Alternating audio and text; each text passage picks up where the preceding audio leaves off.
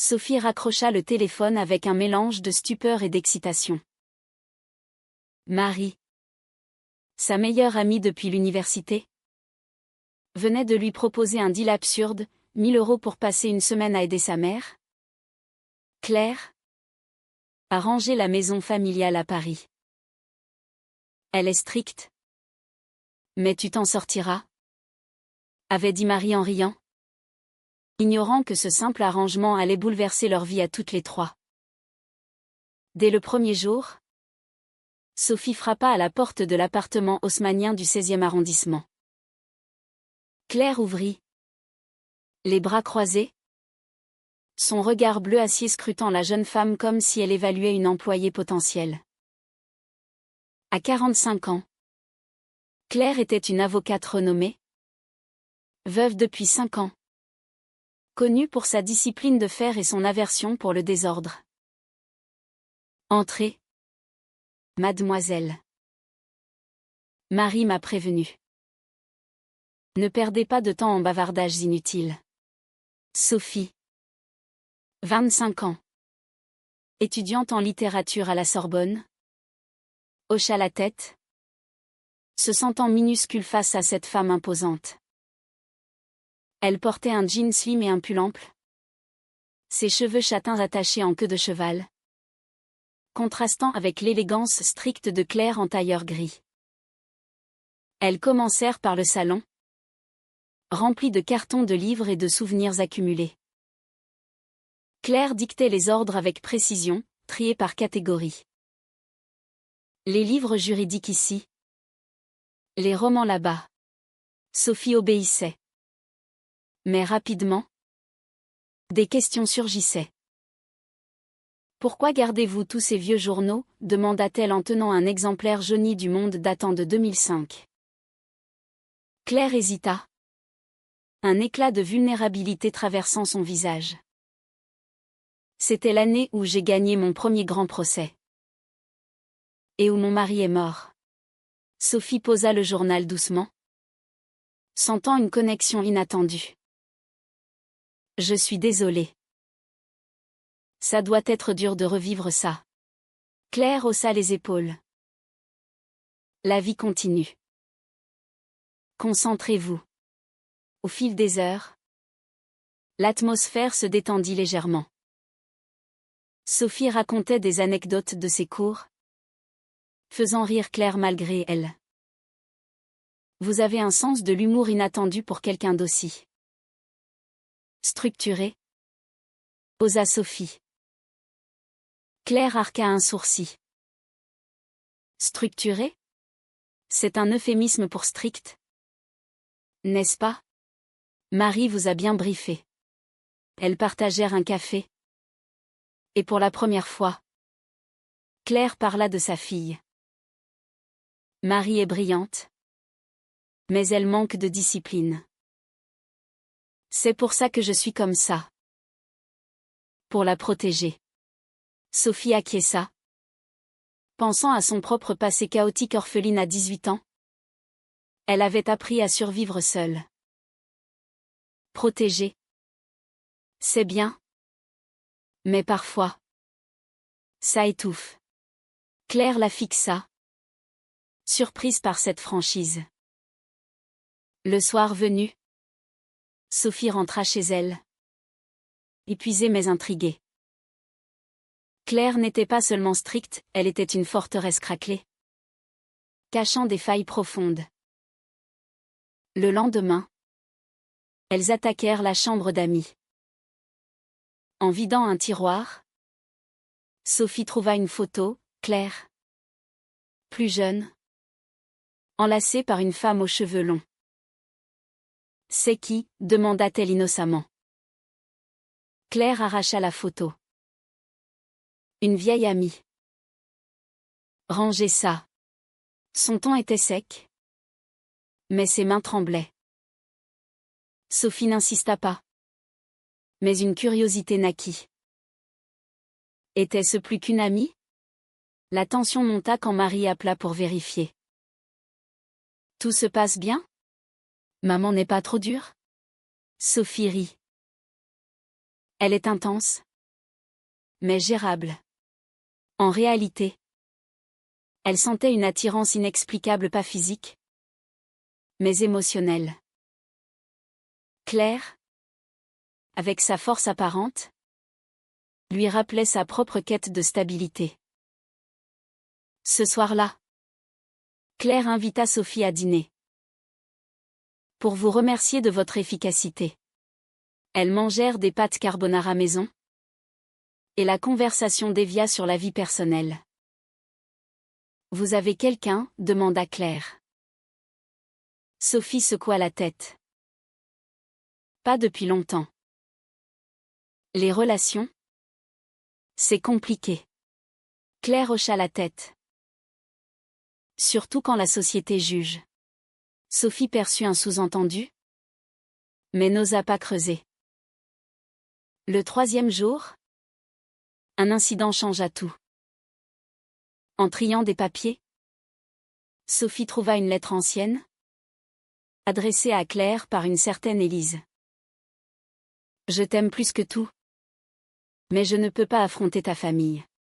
Claire surprit Sophie en train de lire. Qu'est-ce que vous faites ? hurla-t-elle, arrachant la lettre. Sophie balbutia des excuses. Mais Claire explosa. Vous n'avez aucun droit. Sortez. Sophie partit. Le cœur battant. Se sentant coupable mais aussi intriguée. Était-ce une ancienne amour lesbien ? Claire ?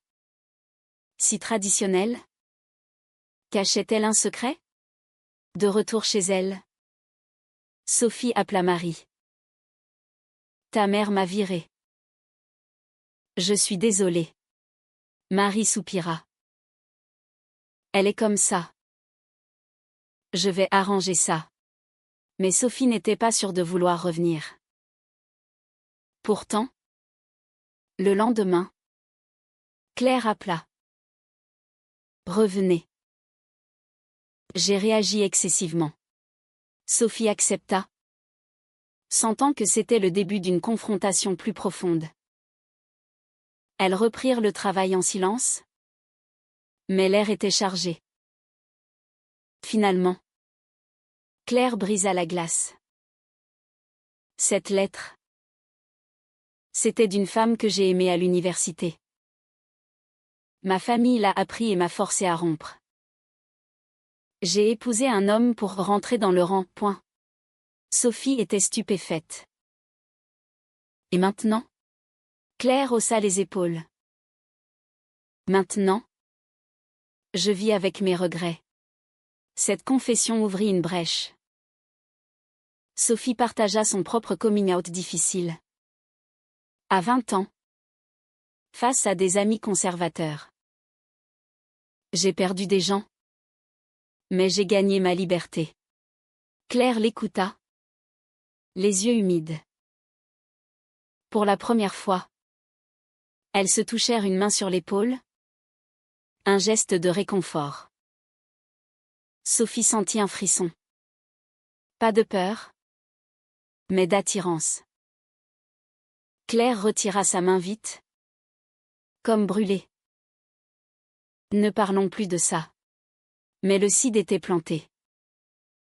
Le reste de la semaine, elles évitèrent les sujets personnels, se concentrant sur le rangement. Pourtant, des regards s'attardaient, des sourires fugaces apparaissaient. Sophie se surprit à anticiper les matins avec Claire.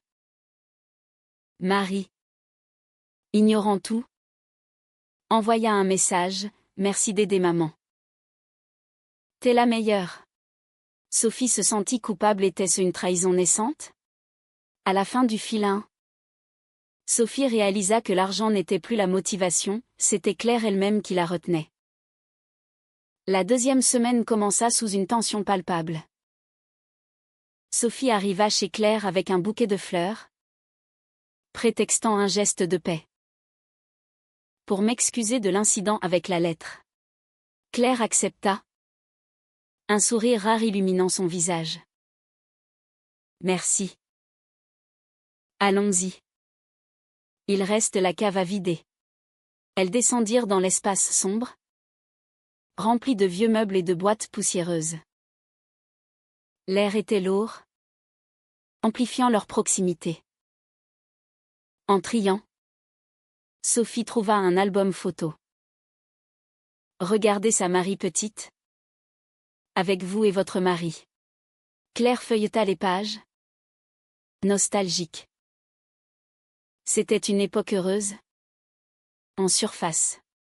Sophie posa une question risquée, et en profondeur? Claire ferma l'album. En profondeur, j'étouffais mes vrais sentiments. Pour la famille. Pour la société. Sophie. Sentant une ouverture. Confia, moi. J'ai toujours assumé qui je suis. Mais ça n'empêche pas la solitude. Leurs yeux se croisèrent. Et pour un instant, le temps s'arrêta. Claire détourna le regard. Concentrons-nous. L'après-midi. Un appel de Marie interrompit leur travail. Maman. Je rentre plus tôt de mon voyage. Dans 2 jours. Claire pâlit. Déjà? Bien. Sophie sentit un pincement. Marie de retour signifierait la fin de leur bulle. Ce soir-là, Claire proposa un verre de vin. Pour fêter le progrès. Elles s'assirent sur le balcon, surplombant les lumières de Paris. La conversation dévia sur les rêves brisés. Claire avoua, j'aurais aimé être artiste. Pas avocate. Mais mes parents ont décidé pour moi. Sophie toucha son bras. Il n'est jamais trop tard. Claire ne retira pas sa main cette fois. La nuit tombée. Elles parlèrent tard. Sophie raconta son enfance instable. Ballottée entre foyers. J'ai appris à ne pas m'attacher. Claire murmura, moi. J'ai appris à tout contrôler. Leurs confidences créèrent une intimité dangereuse. Quand Sophie partit, Claire l'accompagna à la porte. Leurs visages proches.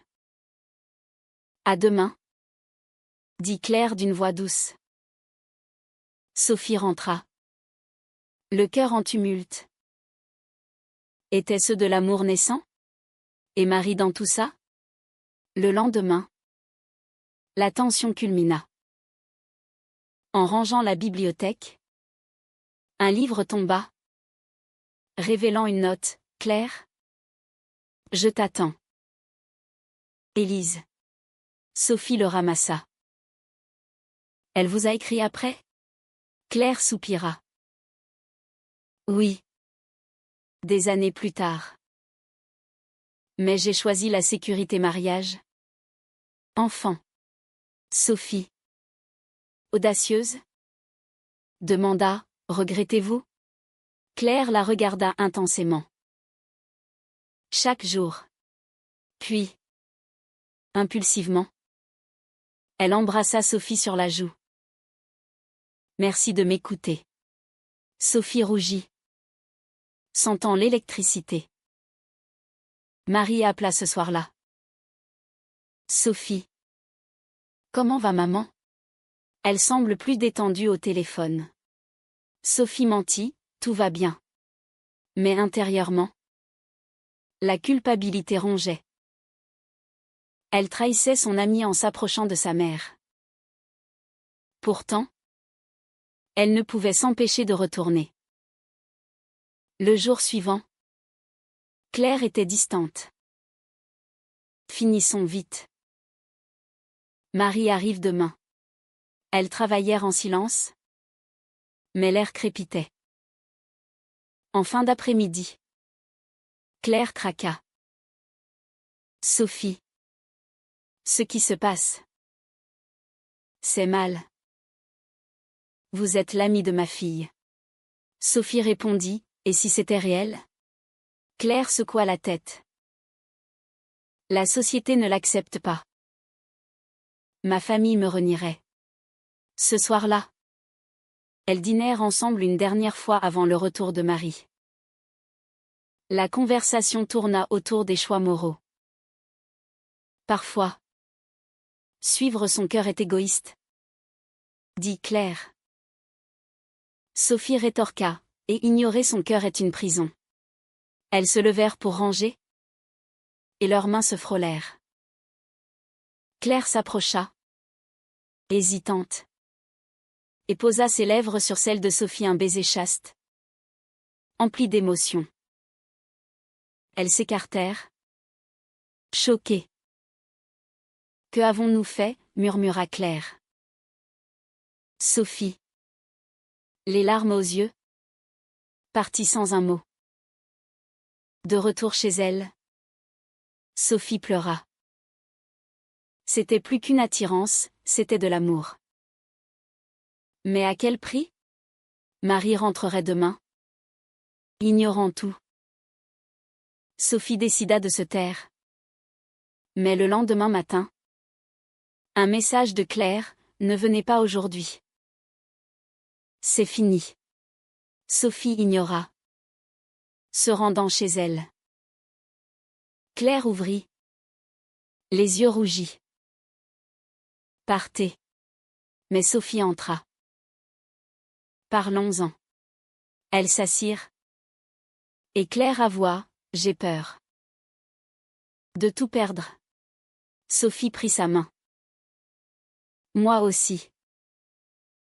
Mais ensemble? Marie arriva plus tôt que prévu, surprenant Sophie chez sa mère. Qu'est-ce que tu fais là? Le rangement est fini. Non.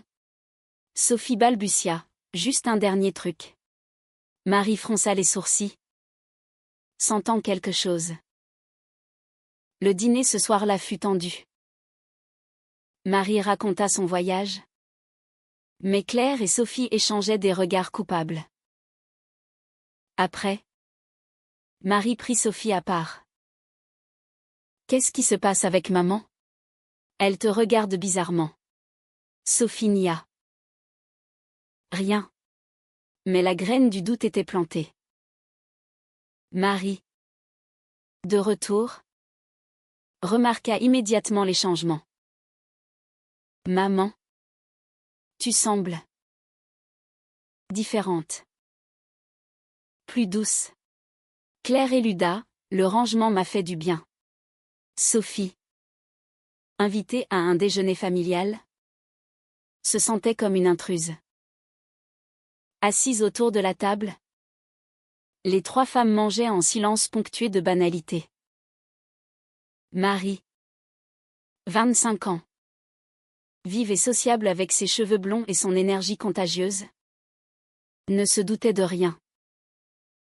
Pourtant, ces questions innocentes mettaient Sophie mal à l'aise. Sophie, tu as passé beaucoup de temps ici.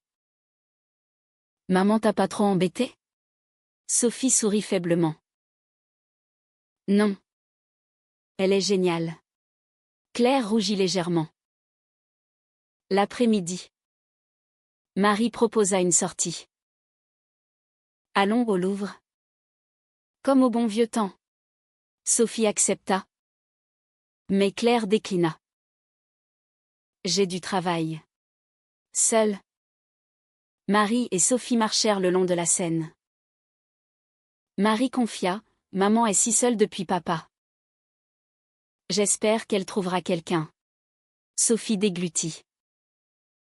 Quelqu'un comme qui? Marie haussa les épaules. Un homme bien. Stable. Sophie sentit un coup au cœur. Marie assumait l'hétérosexualité de sa mère. Et si c'était une femme, osa-t-elle? Marie rit. Maman? Impossible. Elle est trop tradie. Ce soir-là, Sophie reçut un message de Claire, rencontrons-nous discrètement. Café près de chez toi. Demain. Sophie accepta. Le cœur battant. Au café. Claire était nerveuse. Ce baiser. Je n'arrête pas d'y penser. Sophie avoua, moi non plus. Mais Marie? Claire soupira. Elle ne doit pas savoir. Pas encore. Elles décidèrent de se voir en secret, explorant leurs sentiments loin des yeux. Des promenades au jardin des Tuileries. Des cafés volés chaque moment intensifiaient leurs liens. Claire ouvrait sur son passé, avec Élise. C'était passionné. Mais la pression familiale a tout brisé. Sophie partageait ses peurs, j'ai peur de te perdre à cause de ça. Mais les secrets ont un prix. Marie commença à suspecter. Sophie. Tu es bizarre ces temps-ci. Et maman sort plus souvent. Sophie mentit, juste occupée. Un jour, Marie suivit Claire et la vit avec Sophie dans un parc. Mains entrelacées. Choquée. Elle confronta sa mère ce soir-là. C'est quoi ça? Sophie. Mon amie. Claire pâlit. Marie. Écoute. Marie explosa, tu es lesbienne? Et avec elle? C'est une trahison. Claire pleura. Je t'aime. Mais je ne peux plus me mentir. Marie partit en claquant la porte. Sophie, informée par Claire, se sentit dévastée. C'est ma faute. Claire la serra. Non. C'est la nôtre. Marie appela Sophie, comment as-tu pu? Je t'ai payé pour aider. Pas pour séduire ma mère. Sophie s'excusa, ça s'est passé comme ça. Je l'aime. Marie hurla, amour? C'est dégoûtant. Pense à la famille. À la société. Sophie raccrocha. Blessée. La confrontation avec Marie marqua un tournant, la jeune femme luttait avec ses propres préjugés. Élevée dans un milieu conservateur, elle voyait ça comme un scandale. Claire affronta sa famille élargie. Son frère, traditionnaliste, appela Claire. Des rumeurs circulent. Une femme? Pense à ta réputation. Claire défendit, ma vie privée ne regarde que moi. Mais le rejet la blessa profondément. Sophie, de son côté, perdit des amis communs avec Marie. C'est immoral, disait-il. Les pressions sociales s'intensifiaient, regard en coin. Murmure au travail pour Claire. Malgré tout, leur relation grandissait. Elles passèrent une nuit à discuter, renforçant leurs liens. On affronte ça ensemble, dit Sophie. Mais Marie revint, furieuse. Choisis. Maman, elle ou moi. Claire refusa, je vous aime toutes les deux. Marie partit chez une amie, laissant Claire en larmes. Sophie la consola. Mais intérieurement, elle doutait, valait-il la peine de briser une famille? Les jours suivants, Claire affronta un dilemme moral. Au tribunal, défendant un cas de discrimination, elle réalisa l'hypocrisie de sa vie passée. Je ne peux plus cacher qui je suis. Elle décida d'assumer publiquement. Mais le coût était élevé. Marie, en thérapie, commença à questionner ses croyances. Peut-être que l'amour n'a pas de genre? Confia-t-elle à une amie. La rupture avec Marie pesa lourd. Claire tenta de la contacter. Mais les appels restaient sans réponse. Elle a besoin de temps, dit Sophie, essayant de réconforter. Elles emménagèrent temporairement ensemble, dans l'appartement de Sophie à Montmartre, pour se soutenir. Les nuits étaient emplies de discussions profondes sur les choix passés. Claire regrettait, j'aurais dû être honnête plus tôt. Sophie répondait, le passé est passé. Pensons à l'avenir. Mais l'avenir semblait incertain. Au travail, Claire subit des conséquences. Un collègue conservateur murmura, une avocate lesbienne? Ça va nuire à la firme.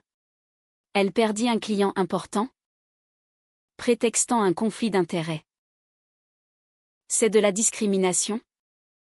Ragea Claire. Sophie l'encouragea à porter plainte. Mais Claire hésita, je ne veux pas plus de scandale. Sophie insista, c'est pour ton intégrité. Finalement, Claire agit, déclenchant un procès qui attira l'attention médiatique. Marie, de son côté, luttait intérieurement. Chez son amie, elle relisait de vieux messages de Sophie. Était-ce une trahison calculée, se demandait-elle. Une nuit, elle confronta ses préjugés en lisant des témoignages en ligne sur les coming-out tardifs. Maman a souffert en silence. Elle appela un thérapeute, explorant ses émotions, colère, confusion, mais aussi amour pour sa mère. Sophie affronta ses propres démons. Ses études en pâtissaient, elle séchait les cours. Rongée par la culpabilité. J'ai détruit votre relation? Dit-elle à Claire. Celle-ci répondit, non. C'est la société qui nous force à ses choix. Elles participèrent à un groupe de soutien LGBT, rencontrant d'autres femmes dans des situations similaires. Une histoire toucha Claire, une mère rejetée par son enfant, mais réconciliée des années plus tard. Il y a de l'espoir. La tension monta quand Marie revint à l'appartement familial. Claire l'attendait. Parlons. Marie éclata, tu as choisi elle. Une fille de mon âge. Claire expliqua, l'amour n'a pas d'âge ni de genre. J'ai étouffé ça toute ma vie pour toi. Pour la famille. Marie pleura, et moi? Je me sens trahie. Elles passèrent la nuit à discuter, déterrant des vérités douloureuses. Marie avoua, j'ai peur que les gens nous jugent. Claire serra sa fille, l'important? C'est nous. Sophie, exclue de cette réunion, attendit anxieusement. Quand Claire rentra, elle annonça, Marie commence à comprendre, mais elle veut du temps. Sophie soulagea. Mais le chemin était long. Bientôt, un article dans le Figaro mentionna l'affaire de Claire, avocate assume son homosexualité au milieu d'un scandale familial. Les réactions fusèrent soutien de progressistes, haine de conservateurs. Claire reçut des menaces anonymes, la forçant à renforcer sa sécurité. Malgré les épreuves, leur relation s'approfondit. Elles voyagèrent à Provence pour un week-end, loin du chaos. Là, Claire déclara, je t'aime, Sophie. Sophie répondit pareillement, scellant leur engagement. Mais à leur retour, Marie attendait. Je veux essayer de vous accepter. Elles dînèrent ensemble, tendus mais prometteurs. Marie posa des questions, comment ça a commencé? Sophie expliqua honnêtement, omettant les détails intimes. Marie hocha la tête, c'est dur. Mais je vois que maman est heureuse. Pourtant, une trahison inattendue surgit. Un ami de Marie, jaloux, répandit des rumeurs exagérées sur les réseaux. La mère et l'ami, un triangle pervers. Claire fut dévastée, perdant un autre client. Sophie confronta l'ami, c'est de la diffamation. Mais le mal était fait. Claire douta, peut-être qu'on devrait arrêter. Sophie refusa, non. On affronte. Les mois suivants furent un tourbillon de défis et de victoires. Claire gagna son procès contre la discrimination, devenant un symbole pour la communauté LGBT en France. Les médias la surnommèrent l'avocate courageuse. Mais le coût émotionnel était élevé, elle perdit contact avec son frère, qui la renia publiquement. « Tu as choisi le vice », écrivit-il. Claire pleura. Mais Sophie la soutint, « Ta vraie famille. C'est nous. » Marie. Progressivement, s'ouvrit. Elle rejoignit un groupe de soutien pour enfants de parents gays, apprenant à déconstruire ses biais. Un jour, elle invita Sophie et Claire à un café. « Je m'excuse pour ma réaction initiale. J'étais choquée. » Sophie pardonna, on l'était toutes. Elles reconstruisirent leur amitié, bien que changée. Marie confia, « Voir maman heureuse me fait réfléchir à mes propres relations. » Sophie termina ses études avec mention, inspirée par Claire. Elle écrivit une thèse sur les identités cachées dans la littérature, dédiée à sa compagne. Leur vie ensemble devint une routine apaisante: dîner, promenade, projet. Mais les ombres persistaient. Lors d'une fête familiale, des cousins murmurèrent, forçant Claire à défendre son choix. L'amour est l'amour. Sophie admira sa force, mais vit les fissures. Un climax arriva quand Marie annonça sa grossesse d'un partenaire stable. « Je veux que vous soyez impliqués. » Claire rayonna, mais intérieurement, elle craignit les jugements sur une grand-mère lesbienne. Sophie rassura, « On éduquera l'enfant dans l'ouverture. » La naissance unit la famille, Marie nomma sa fille Élise, en hommage au passé de Claire. Pour boucler la boucle. Pourtant, des dommages irrémédiables subsistaient. Claire perdit des amis de longue date, et Sophie affronta le rejet de sa propre communauté universitaire conservatrice. Elles payèrent le prix de l'authenticité, solitude accrue, mais liberté gagnée. Claire réfléchit, était-ce le bon choix? Sophie répondit, oui. Car on vivrait maintenant. La société évoluait lentement, des lois progressistes passèrent, mais les préjugés persistaient. Claire s'engagea dans l'activisme, donnant des conférences sur les coming-out tardifs. Sophie la rejoignit, transformant leur douleur en force. Marie, mère maintenant, défendit publiquement sa famille, l'amour ne se juge pas. À la fin, elles se tenaient ensemble, plus fortes. Mais la question plane, dans une société pleine de jugements. Sacrifier une vie conventionnelle pour l'amour authentique est-il un choix égoïste ou courageux?